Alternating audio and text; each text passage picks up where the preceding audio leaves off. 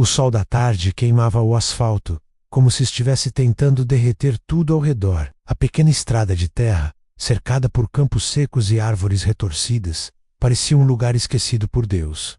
Sofia, com apenas 11 anos, caminhava de volta para casa com a mochila pesada nas costas e os pés já doendo nos tênis gastos. Ela cantarolava baixinho, uma música que a mãe adotiva costumava lhe ensinar, tentando esquecer o calor sufocante e o cansaço que sentia. Mas algo diferente chamou sua atenção naquele dia. Um carro vermelho e brilhante estava parado no acostamento, com um capô aberto como uma boca gigante que engolia fumaça. Ao lado, um homem elegante andava de um lado para o outro, o celular preso à orelha e o rosto vermelho de frustração. O contraste era quase cômico, o terno caro e o carro esportivo em um lugar tão simples e humilde como aquele. Eu não quero saber o preço do guincho, o homem gritava no telefone, a voz quase cortando o ar quente. Estou preso aqui há 2 horas. Tenho uma reunião com o governador em menos de 3. Você faz ideia de quem eu sou? Sofia parou no meio da estrada. Sua tia Helena sempre dizia para não falar com estranhos, principalmente homens, de cidade grande, que apareciam do nada em uma comunidade tão pequena. Mas havia algo no tom de desespero dele que fez seu coração bater mais forte. Ela olhou para a mochila. Ali dentro, além dos livros da escola, estava o presente mais precioso, de seu tio Marcos, uma caixinha de ferramentas. Ele, um velho mecânico da vila, dizia que todo mundo deveria saber ao menos o básico sobre motores. Talvez fosse a chance de usar o que aprendera. Respirou fundo, ajustou a alça da mochila e se aproximou devagar. Moço, o senhor precisa de ajuda?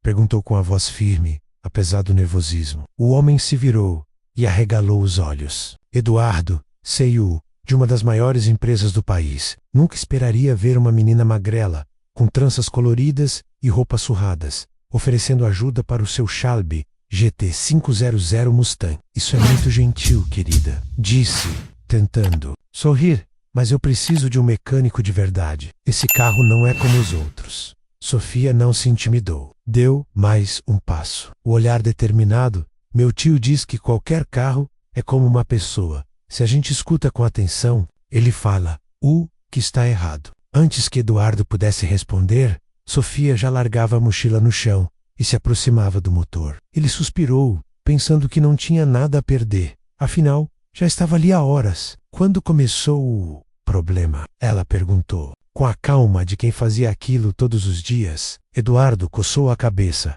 intrigado. Talvez aquela garotinha soubesse mais do que parecia. Eduardo observava Sofia com um misto de curiosidade e incredulidade. Como uma garotinha tão franzina podia falar com tanta confiança sobre carros? Ela abriu a mochila e tirou uma pequena caixa de ferramentas, os dedos ágeis escolhendo uma chave de boca como se fosse algo natural para ela. Você tem certeza de que sabe o que está fazendo? Perguntou ele, cruzando os braços. A arrogância em sua voz era quase palpável. Sofia ergueu o olhar, o rosto suado sob o sol, e sorriu com simplicidade. Se eu não souber, o máximo que pode acontecer é o carro continuar parado, né? Aquilo fez Eduardo rir, mas era um riso curto, mais de nervosismo do que de diversão.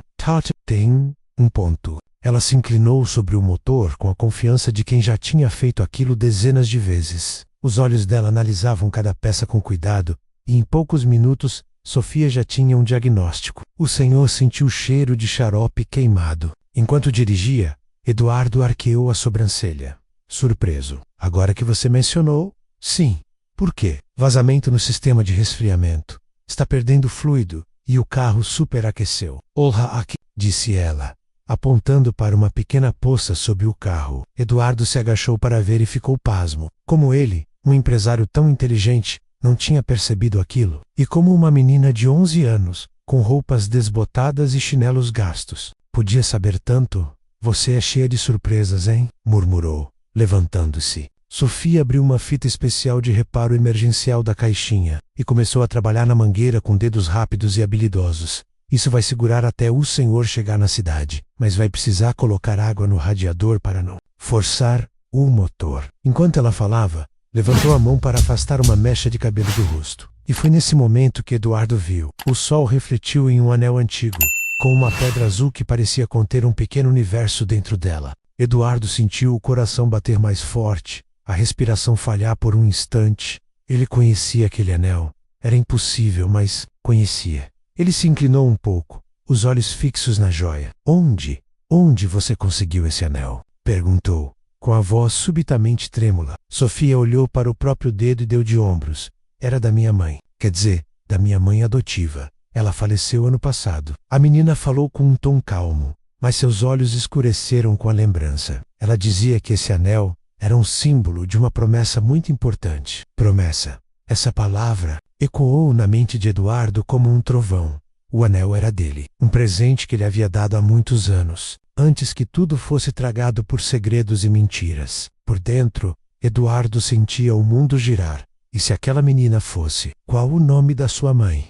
Perguntou com a voz quase sumindo. Diana, respondeu Sofia. Diana Costa. E foi como se o chão tivesse desaparecido sob os pés de Eduardo. Eduardo tentou manter a compostura, mas por dentro, seu coração batia como um tambor. Ele precisava ter certeza. Precisava entender como aquela menina pobre, perdida em uma estrada rural, usava o mesmo anel que ele havia dado a uma criança anos atrás. Uma criança que nunca deveria ter desaparecido. Sofia, por outro lado, já guardava sua caixinha de ferramentas com as mãos sujas de graxa.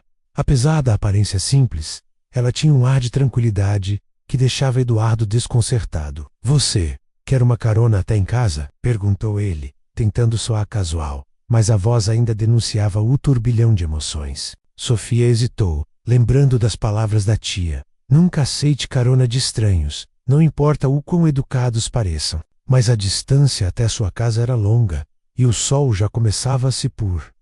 Além disso, aquele homem parecia diferente. Ele não tinha o olhar agressivo de outros que já tinha visto. Havia algo quebrado nele, como se estivesse mais perdido do que ela própria. Tá bom, mas é só até a entrada da vila. Respondeu firme, como se quisesse deixar claro que estava no controle. Combinado, disse Eduardo, abrindo a porta do Mustang e fazendo um gesto cavalheiresco. No carro, o silêncio era pesado. Eduardo olhava discretamente para a menina pelo canto do olho, tentando juntar as peças daquele quebra-cabeça.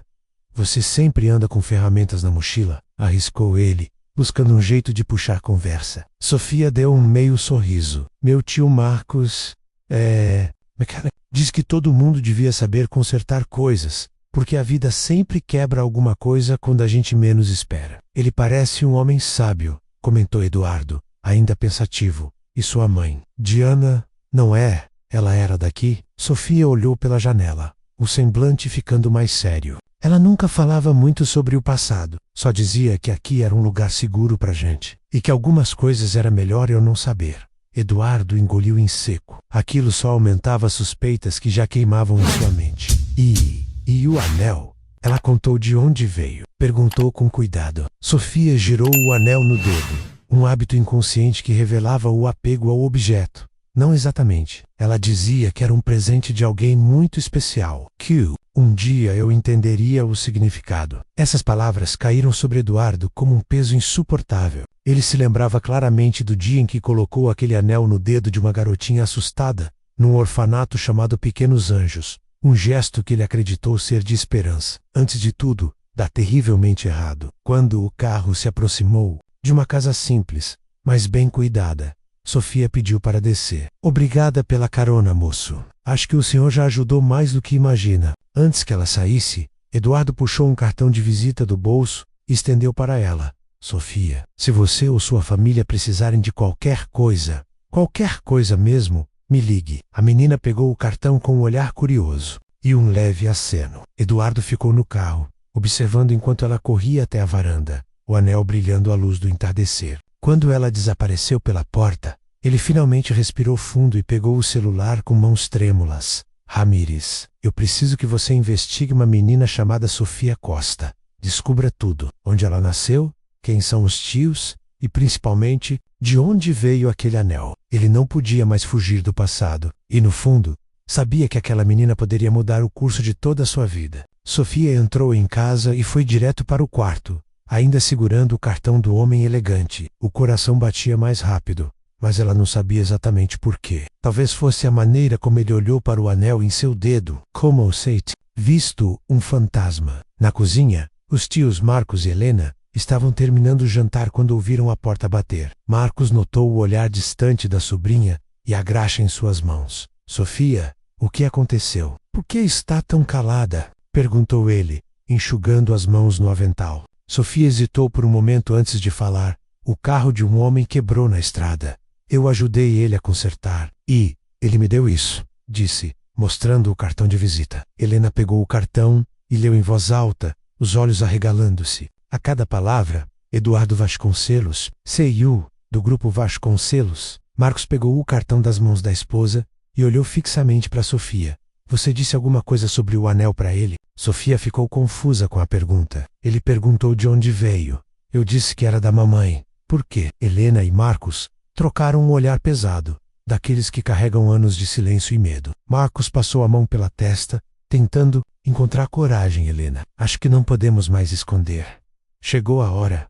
Sofia arregalou os olhos. Do que vocês estão falando? Helena segurou a mão da menina com delicadeza. Quarita, sua mãe, Diana, sempre soube que esse dia chegaria. Ela deixou algo para você, uma carta, e nos fez prometer que só entregaríamos se alguém do passado aparecesse. Marcos se levantou e foi até um armário antigo. De dentro de uma caixa de madeira, tirou um envelope amarelado pelo tempo. No canto, em letras suaves, estava escrito: para Sofia menos só abrir, quando for a hora. Sofia pegou o envelope com mãos trêmulas. O que tem aqui dentro? Perguntou, a voz embargada. Helena suspirou, as lágrimas começando a encher os olhos. Respostas, e também um aviso. Sua mãe te amava mais do que tudo, mas ela sabia que pessoas perigosas viriam atrás de você por causa desse anel. Sofia sentiu um arrepio percorrer a espinha. Mas, por quê?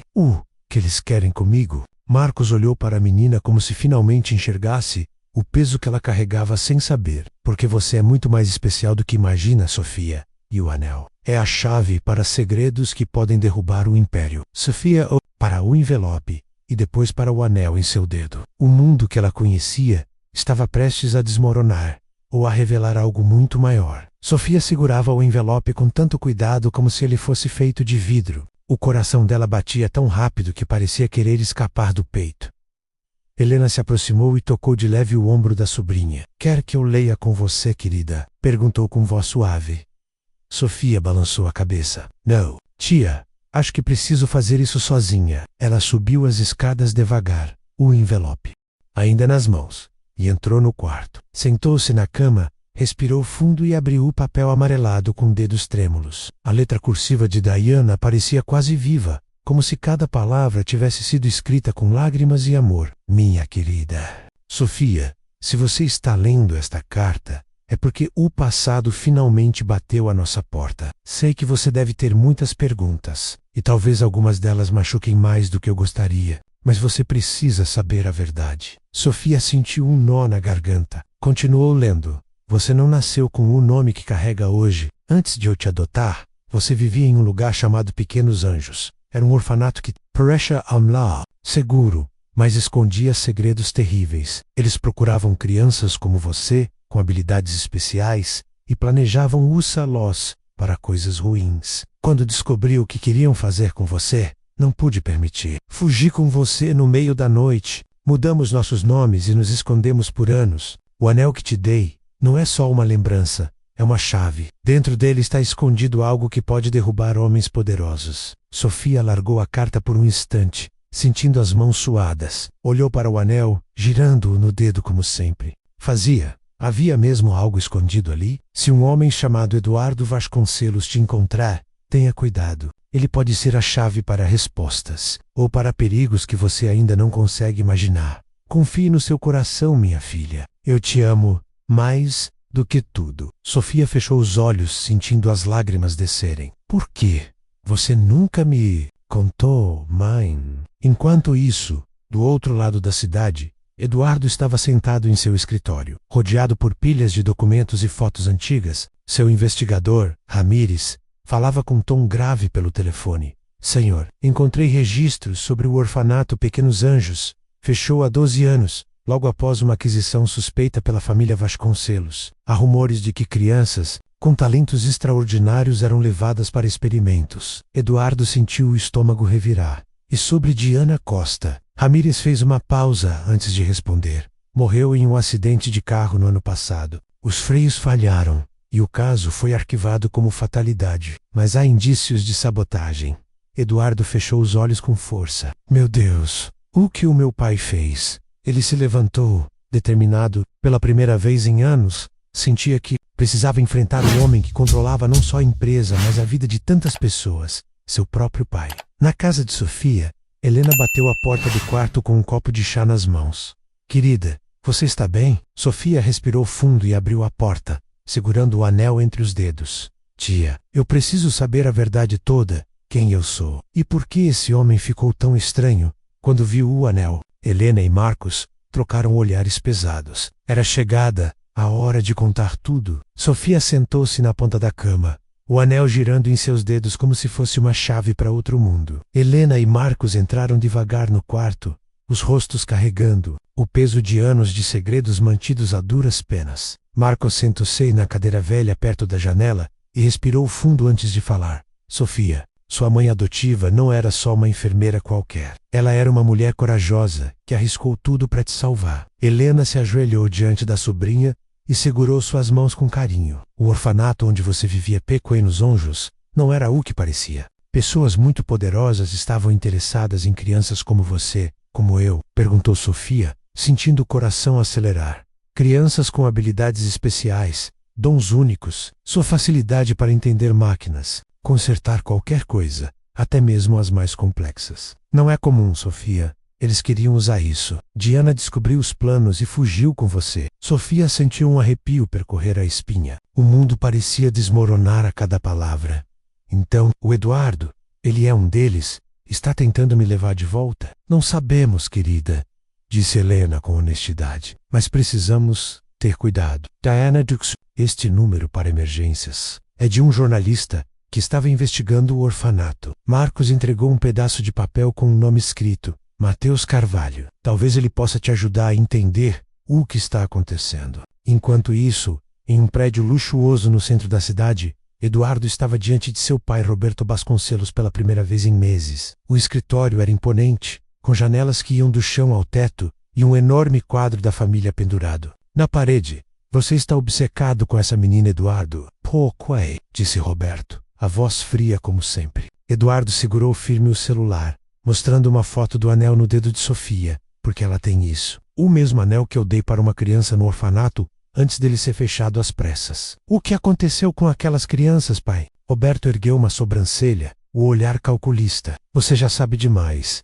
e se for inteligente vai parar por aqui. Eduardo se aproximou da mesa e bateu a mão sobre ela com força. Não, eu quero a verdade. O que você fez com elas? O que você fez com Diana? Por um momento, o rosto de Roberto endureceu, mas logo um sorriso frio apareceu em seus lábios. Algumas crianças são valiosas demais para serem deixadas ao acaso. Elas poderiam mudar o mundo ou destruir tudo. Você não entende o jogo, Eduardo. Eduardo sentiu um calafrio percorrer sua espinha. Se você encostar um dedo naquela menina, já é tarde demais, filho, interrompeu Roberto, a voz gélida como uma lâmina. Meus homens já estão a caminho. Na pequena vila, um carro preto estacionava lentamente do outro lado da rua da casa de Sofia.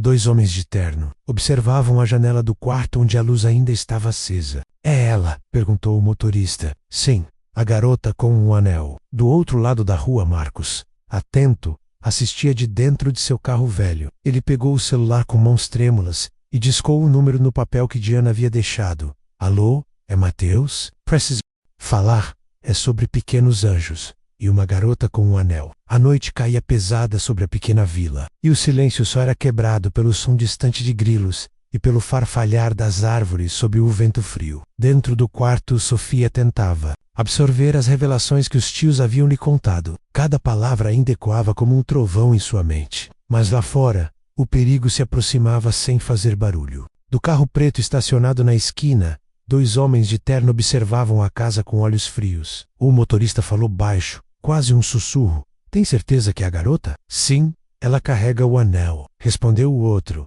ajustando o comunicador no ouvido. Ordem direta do Sr. Vasconcelos. Ela precisa ser levada hoje, sem chamar atenção. Enquanto isso, do outro lado da rua, Marcos assistia à cena de dentro de seu carro velho. As mãos dele tremiam enquanto discava novamente para o número. No papel que Diana havia deixado.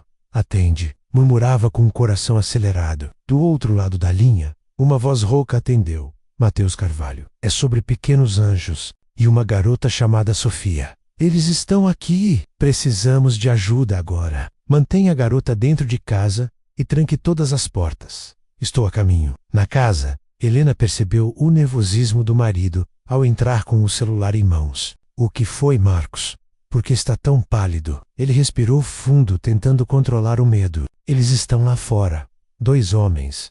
Vieram buscar a Sofia. Sofia congelou no lugar, o anel brilhando fracamente na luz fraca do abajur. Vieram me buscar? Perguntou com a voz quase um sussurro. Marcos se ajoelhou diante dela e segurou suas mãos. Não vamos deixar que te levem, meu amor. Sua mãe confiou em nós, e nós vamos protegê-la até o fim. Helena fechou todas as portas e janelas. Enquanto Marcos falava rápido, Mateus vai chegar em alguns minutos. Mas precisamos ganhar tempo. Do lado do fora, um dos homens ajustou a gravata e abriu a porta do carro. Vamos. Quanto mais rápido, menos problemas. Eles atravessaram a rua com passos firmes, mas silenciosos. Um deles sacou uma chave mestra. Entre sem fazer barulho. Ela não pode fugir. Quando a maçaneta girou, Helena segurava Sofia atrás de si, com os olhos cheios de coragem e medo ao mesmo tempo. Eles estão entrando, Marcos, gritou ela. Marcos pegou um pedaço de madeira pesado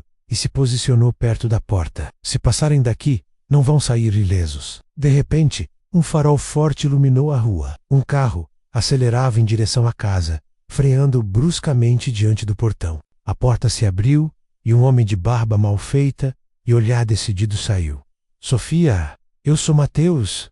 Precisamos sair agora. Os homens de terno recuaram momentaneamente, surpresos com a chegada repentina. Rápido! Gritou Mateus, estendendo a mão para Sofia. Eles não vão desistir. Mas se você vier comigo, posso mantê-la segura. Sofia olhou para os tios, o coração batendo como um tambor. Helena segurou o rosto da sobrinha e disse com lágrimas nos olhos. Vai, minha menina. Vai e sobreviva. É isso que Diana queria. Sem pensar 2 vezes, Sofia correu até Mateus e entrou no carro. Atrás deles, gritou um dos homens de terno, correndo de volta para o carro preto. O motor rugiu enquanto Mateus acelerava, com Sofia encolhida no banco traseiro, segurando o anel com força. Não solta isso por nada no mundo, Sofia, disse ele, com os olhos atentos no retrovisor. Esse anel é a chave para toda a verdade. Atrás deles, faróis surgiram na escuridão. A perseguição havia começado. Oh, Carol! De Mateus cortava a estrada escura como uma flecha, mas cada farol que surgia no retrovisor fazia o coração de Sofia saltar no peito. O jornalista mantinha as mãos firmes no volante e os olhos atentos nos homens que os perseguiam. Eles não vão desistir fácil, murmurou Mateus. Sofia, encolhida no banco traseiro, apertava o anel como se ele fosse a última coisa que a conectava com o mundo seguro que ela conhecia. Quem são eles? Perguntou com a voz trêmula. Mateus olhou rapidamente pelo espelho e respondeu. Homens contratados pelo grupo Vasconcelos, o mesmo que fechou o orfanato onde você vivia. Eles sabem sobre o anel. Isso. Você. Por que eu? O que querem comigo? Sofia quase gritou, as lágrimas escorrendo pelo rosto. Porque você é especial, Sofia. Sua habilidade com máquinas não é comum. Eles viram isso quando você era pequena. E o pior é que queriam explorar isso. Sofia sentiu um arrepio percorrer a espinha. As palavras de Diana na carta ecoavam em sua mente. Confie no seu coração.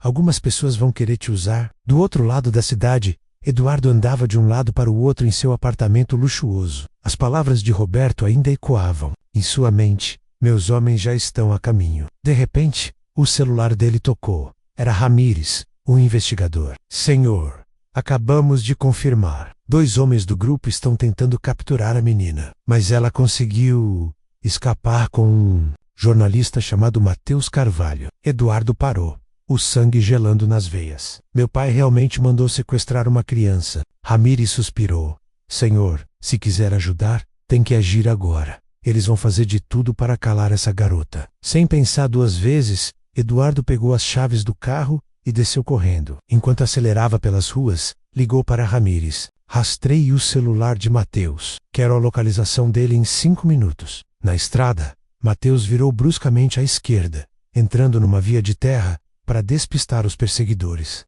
Mas o carro preto continuava atrás, as luzes ofuscando a visão.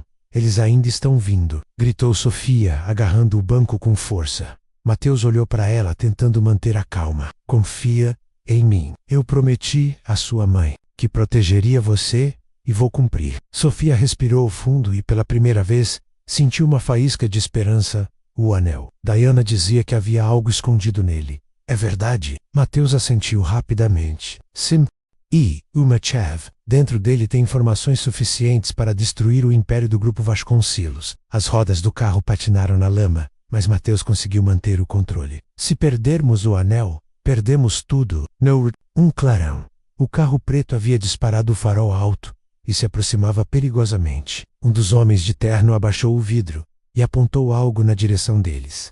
Abaixa, Sofia, gritou Mateus. Um tiro ecoou pela noite, acertando o vidro traseiro, que se estilhaçou em 1000 pedaços. Sofia gritou, se jogando no assoalho do carro. Mateus respirou fundo, o coração acelerado. Segura firme, vou tentar algo arriscado. Ele girou o volante de repente, saindo da estrada e entrando em um campo aberto. O carro saltou sobre o terreno irregular, enquanto os faróis da perseguição o seguiam como olhos famintos. Ao mesmo tempo, Eduardo recebeu a localização no celular. Ele acelerou, o motor do Mustang rugindo como uma fera. Aguenta firme, Sofia. Estou indo, murmurou para si mesmo. Mas no fundo, Eduardo sabia, para salvar aquela menina, ele teria que trair o próprio pai e enfrentar todos os segredos sujos de sua família. E não havia mais como voltar atrás. O carro de Mateus já dava sinais de cansaço. O motor chiava, os pneus patinavam na terra molhada, e cada buraco na estrada parecia querer jogá-los para fora. Atrás deles, o carro preto continuava firme, como um predador caçando sua presa. Mateus, eles não vão desistir, gritou Sofia, o rosto coberto de lágrimas e poeira. Mateus apertou o volante com força. Eu sei, mas se conseguirmos chegar à ponte, temos uma chance. No instante seguinte, os faróis de outro carro surgiram à frente, vindo na direção deles. O som potente do motor preencheu o campo. Silencioso. Quem é? Perguntou Sofia. O coração acelerado. Não sei, respondeu Mateus, estreitando os olhos. Quando o carro se aproximou, o Mustang vermelho freou bruscamente, bloqueando o caminho entre eles e o carro preto. A porta do motorista se abriu e Eduardo Vasconcelos saiu, os olhos brilhando com determinação. Saiam do carro, gritou ele para Mateus e Sofia.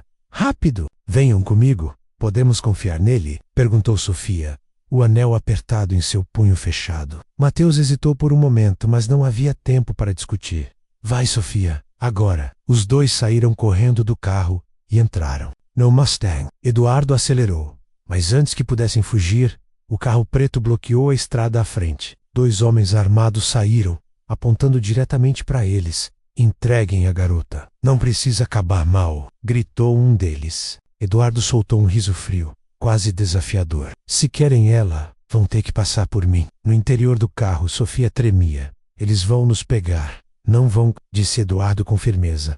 Eu prometo. Mateus, do banco de trás, segurava o celular com a câmera ligada. Estou transmitindo ao vivo. Se eles fizerem qualquer coisa, o país inteiro vai ver. Os homens hesitaram ao ouvir isso, mas o líder manteve a arma firme. Você está cometendo um erro, Eduardo. Essa garota é propriedade do seu pai. Eduardo sentiu o sangue ferver. Ninguém é propriedade de ninguém. E se vocês não abaixarem essas armas agora, eu juro que vai ter guerra. De repente, sirenes ecoaram à distância. As luzes vermelhas e azuis cortaram a escuridão da noite. Viaturas surgiram na estrada, bloqueando qualquer saída para os homens de Roberto. Droga, é a polícia, gritou um deles. Eduardo abriu a porta do carro e gritou para os policiais.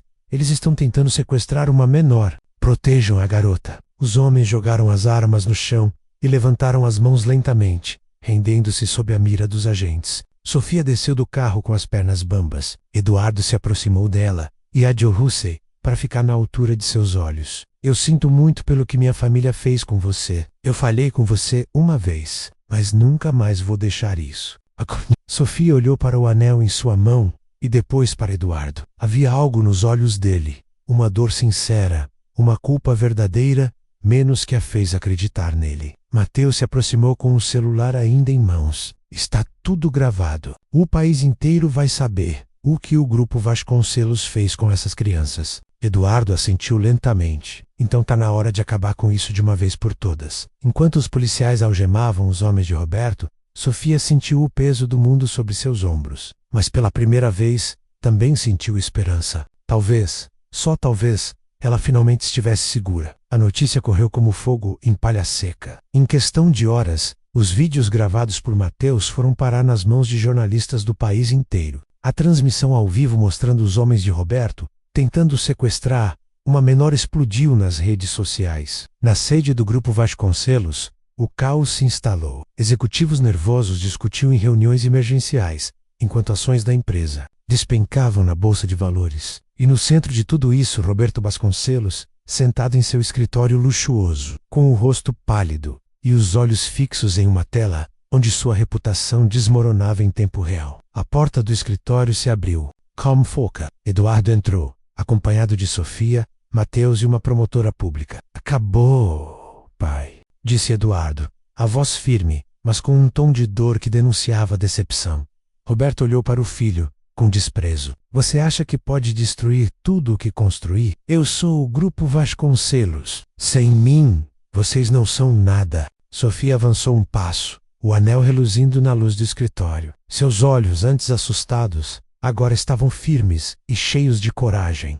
O Senhor destruiu vidas, inclusive a minha. Minha mãe morreu fugindo do seu inferno. Roberto riu, mas o som estava vazio. Sua mãe era uma ladra. Ela me roubou o projeto mais valioso. Sofia ergueu o anel, revelando o compartimento secreto que escondia um pequeno chip. Não era um projeto, era uma criança. E isso aqui vai revelar ao mundo cada crime cometido pelo Senhor. A promotora colocou uma pasta pesada sobre a mesa. Temos provas de experimentos ilegais, falsificação de adoções, desvio de dinheiro público e pelo menos 3 mortes suspeitas. Roberto Vasconcelos, o senhor está preso. Policiais entraram e algemaram o homem que um dia foi considerado intocável. Ó ser lavado. Roberto olhou para Eduardo com um misto de fúria e desdém. Você é fraco, igual a sua mãe. Esse imundo não é feito para pessoas como vocês. Eduardo se manteve firme, segurando o ombro de Sofia. Talvez não seja feito para pessoas como você, pai. É hora de consertarmos o que você quebrou. 5 anos depois, no mesmo terreno onde um dia existiu o orfanato Pequenos Anjos, agora havia um prédio moderno com uma placa dourada.